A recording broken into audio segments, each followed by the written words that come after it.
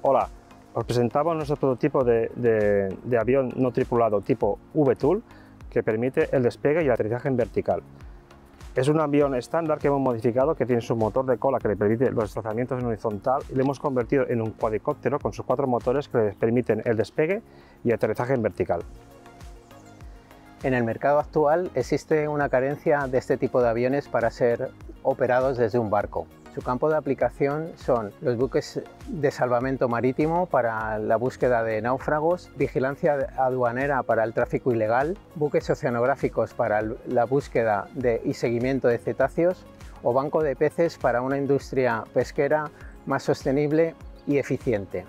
Con nuestro proyecto queremos dotar a cualquier VTOL del mercado actual y futuro con la capacidad para ser operado desde un barco o plataforma en movimiento.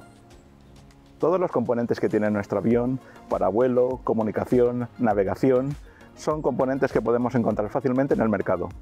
Incluso el software utilizado es software de código abierto. Este VTOL tiene la peculiaridad de poder volar en sistema autónomo o controlado por un piloto. Nosotros somos técnicos de laboratorio y para nuestro colectivo, el personal técnico y de administración, es muy difícil conseguir financiación para este tipo de proyectos. Por ello, estamos agradecidos al SPY Valida para darnos esta oportunidad.